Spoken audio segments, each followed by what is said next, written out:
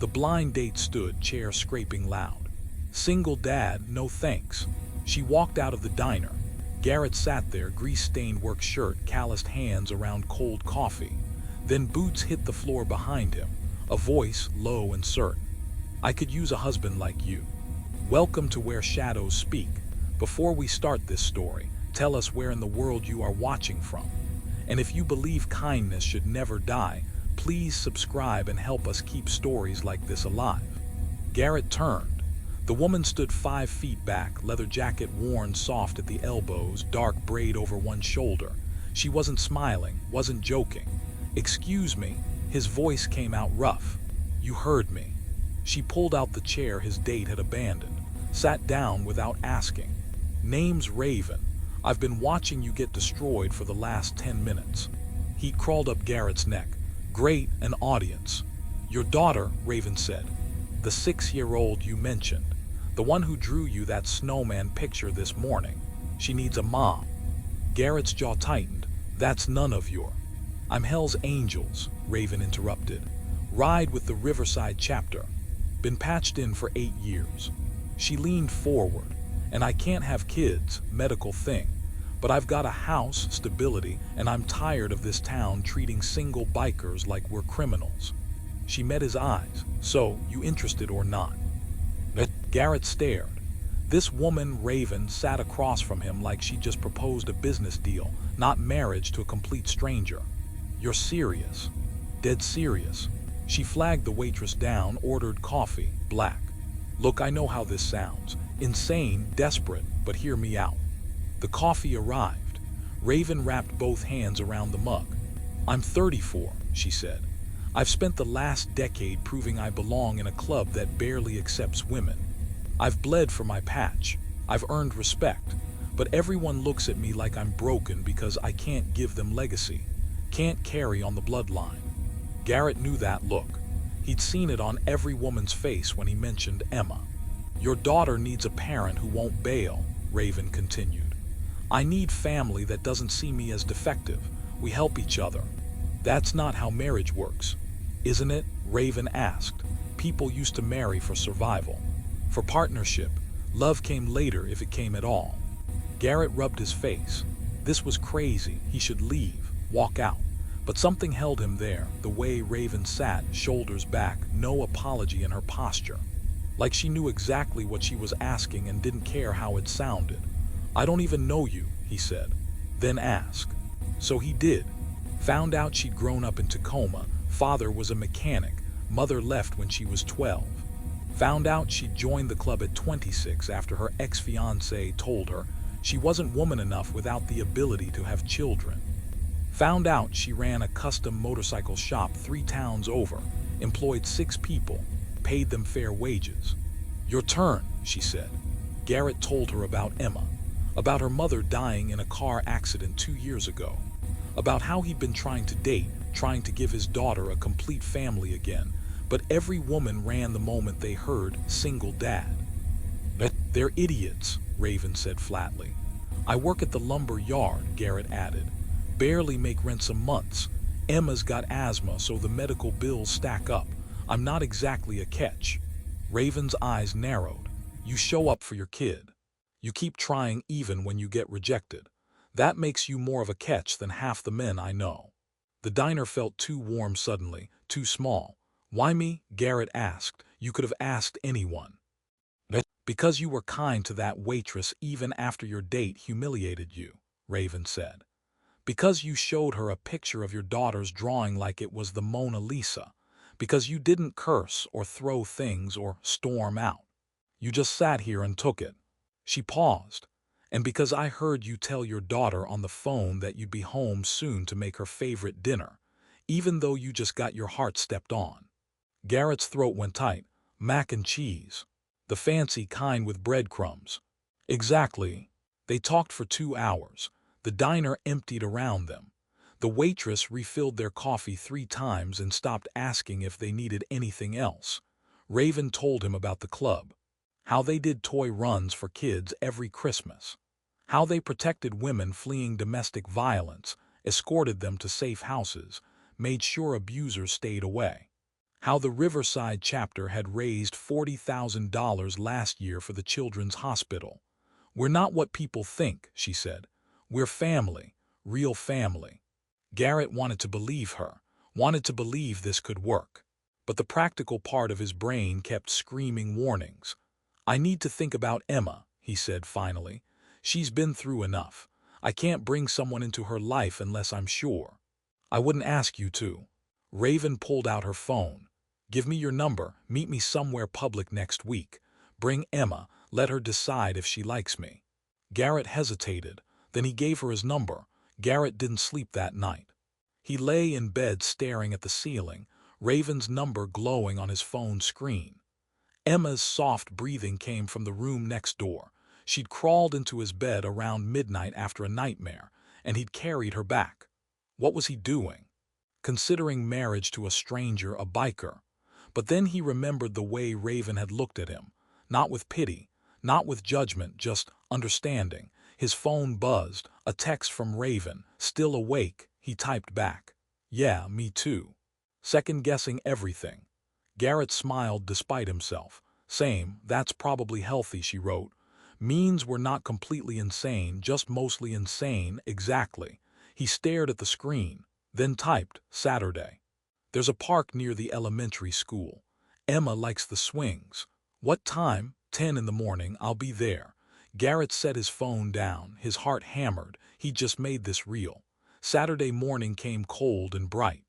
Emma ate her cereal slowly, kicking her feet against the chair. She wore her favorite purple jacket with the dinosaur on it. "We're meeting someone today," Garrett said, trying to sound casual. Emma looked up. "Who?" "A friend of mine. Her name's Raven." "That's a bird name." "Yeah, it is." "Does she like birds?" "I don't know, Em. You can ask her." They drove to the park. Garrett's hands gripped the steering wheel too tight. What if Emma didn't like Raven? What if Raven took one look at his daughter and changed her mind? He parked, scanned the lot, saw a black motorcycle near the entrance, custom paint job, chrome gleaming. Raven stood by the swings. She ditched the leather jacket for a regular denim one. Hair still braided, she looked nervous. Emma grabbed Garrett's hand. "Is that her?" "Yeah. She has a motorcycle," Emma said, awed. "She does." "That's so cool." Raven saw them approaching. She straightened, shoved her hands in her pockets. Garrett felt Emma's grip tighten on his hand. "Hi," Raven said when they got close. She crouched down to Emma's level. "You must be Emma." Emma nodded, suddenly shy. "I'm Raven. Your dad told me you're really good at drawing." Emma's face brightened a little. "I draw dinosaurs mostly." "Dinosaurs are excellent," Raven said seriously. "Which one's your favorite?" "Velociraptor." "Good choice, smart and fast." Emma smiled, just a small one, but it was there.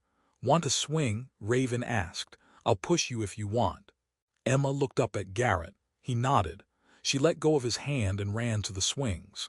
Raven followed, and Garrett watched as she pushed Emma gently, not too high, listening as his daughter talked about school and her friend Maya and the science project about volcanoes she was working on.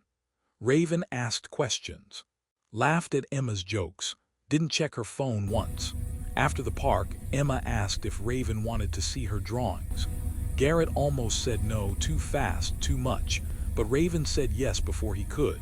Their apartment was small. One bedroom for him, one for Emma, a kitchen that barely fit a table. Garrett saw Raven take it in. The peeling paint, the ancient refrigerator, the couch with the broken spring they'd covered with a blanket. If she judged, she didn't show it. Emma's room exploded with color. Drawings taped everywhere. Dinosaurs, rainbows, stick-figure families. Raven stopped at one, a picture of a little girl holding hands with a man, just the two of them. "That's me and Dad," Emma said. Raven nodded slowly. "It's beautiful." They sat on the floor. Emma pulled out her markers. Raven drew with her terrible drawings that made Emma giggle. A dinosaur that looked like a potato with legs. A flower with 7 petals, all different sizes. "You're not very good at this," Emma said, grinning.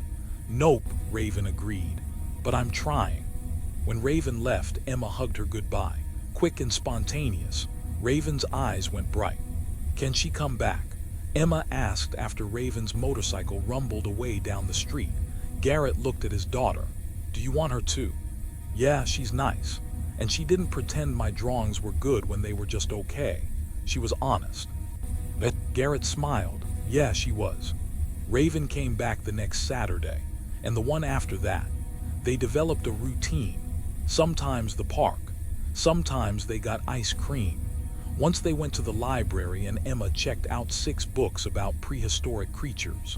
Garrett started to relax, started to think maybe this could actually work. But late at night, alone in his room, the fear crept back in. What if he was making a mistake?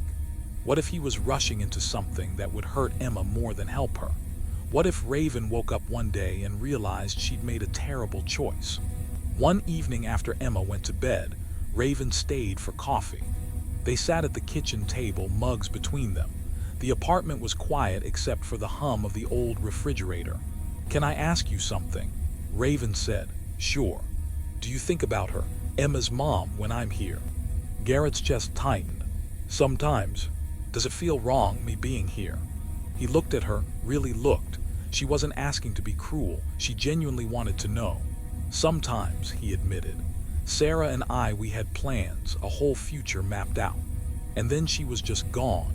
Car hit black ice on Route 9. She was dead before the ambulance arrived. Raven listened without interrupting. I spent a year barely functioning, Garrett continued. My sister practically raised Emma while I fell apart. And when I finally pulled myself together, I promised I'd give Emma a stable life, a complete family. And now you're wondering if I'm part of that, or a distraction from it. Yeah, Garrett said quietly. Raven traced the rim of her mug with one finger. My ex told me I was half a woman. That's what he said when I told him about the diagnosis. What's the point of marrying half a woman? Garrett's jaw clenched. He was an idiot. Maybe, but he said what a lot of people think, that if you can't have kids, you're not complete, not worth investing in. She looked up. I joined the club 6 months later.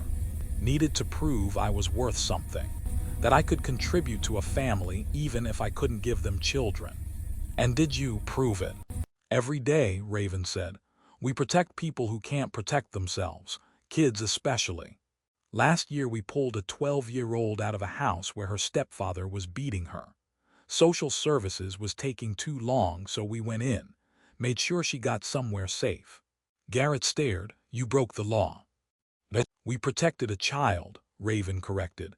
Sometimes those aren't the same thing. That's what we do, Raven continued. The club, people think we're criminals, but most of us are just broken people trying to build something good. Trying to be the family we never had. She paused. I'm not trying to replace Sarah, I can't. She was Emma's mother. She'll always be Emma's mother, but I can be something else, someone else, if you'll let me. Garrett reached across the table. His hand stopped halfway, not quite touching hers. I'm scared, he said. Me too. What if this doesn't work? Then we tried, Raven said. And at least Emma will know her dad didn't give up, that he kept fighting to give her a family. Garrett's hand moved forward, touched hers. Her fingers were calloused, warm. One step at a time, he asked. One step at a time, she agreed. They sat like that for a long moment. 2 broken people trying to build something whole. 3 weeks later, Emma's school had a family art showcase. Students could invite whoever they wanted. Emma asked if Raven could come. You sure? Garrett asked. Yeah, she likes my drawings and she brings good snacks. So Raven came. The school cafeteria was packed with parents and kids. Artwork covered every wall. Emma's section was near the window, 4 drawings pinned to a board.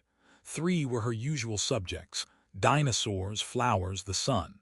The 4th made Garrett stop breathing. 3 people holding hands. A man, a woman, a little girl in the middle. Above it in Emma's careful handwriting, my family. Raven stood beside him, staring. Emma, Garrett started, but his daughter was already across the room showing her teacher something. She drew us, Raven whispered. Her voice shook. She put me in her family. Before Garrett could respond, someone else spoke.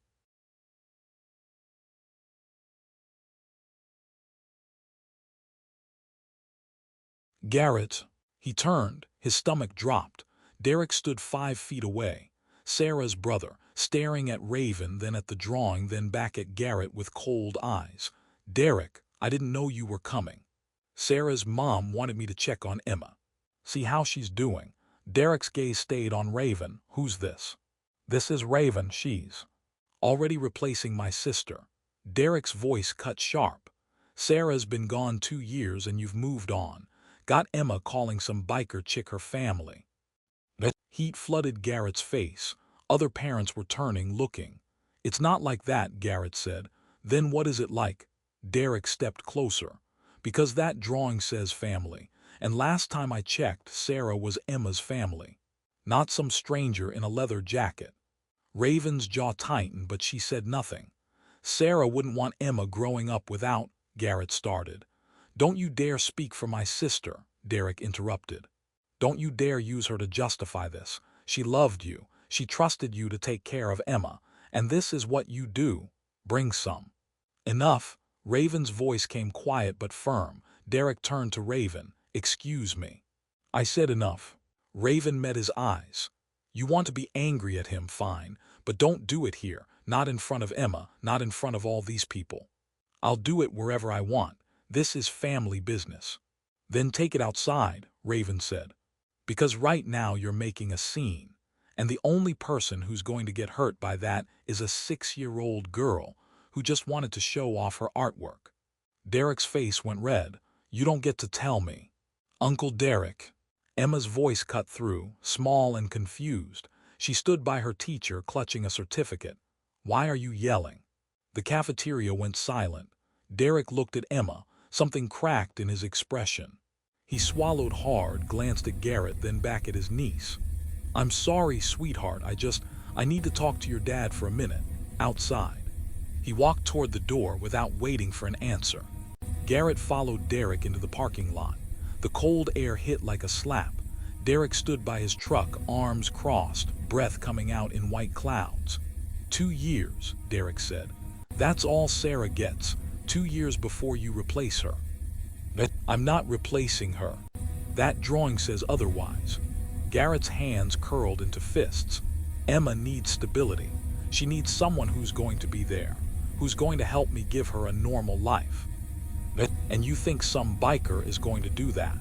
That biker has shown up every Saturday for 2 months, Garrett shot back. She sits on the floor and draws with Emma. She listens to her talk about dinosaurs. She doesn't check her phone or make excuses to leave early. She's present. Derek shook his head. Sarah would be heartbroken. The words hit like a punch. You don't know that, Garrett said, but his voice wavered. Don't I? My sister spent her whole life building a family with you, and now you're giving it to someone else. Garrett stood there, Derek's words echoing in his skull. The guilt he'd been pushing down for months rose up, thick and choking. Maybe you're right, he heard himself say. Maybe I am moving too fast. Maybe Raven's just, I don't know, a friend helping out.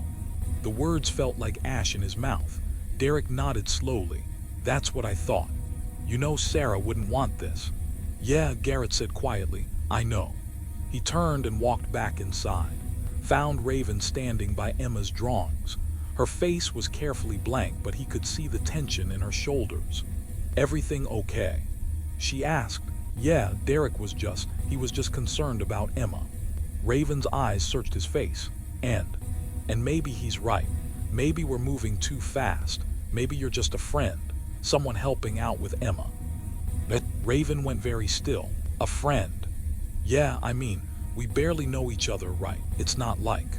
Stop, her voice came out flat. Just stop talking. Emma appeared beside them, certificate in hand. Look, I got an award for creativity. That's wonderful, baby, Garrett managed. Emma turned to Raven. Did you see my family drawing? Raven crouched down and Garrett saw her hands shake. I did, it's beautiful.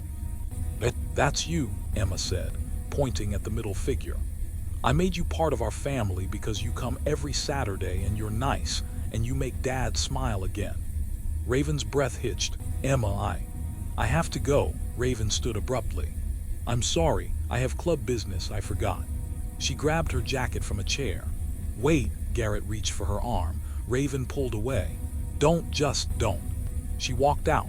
Garrett stood frozen, Emma's hand in his. Why did Raven leave? Emma asked, her voice small.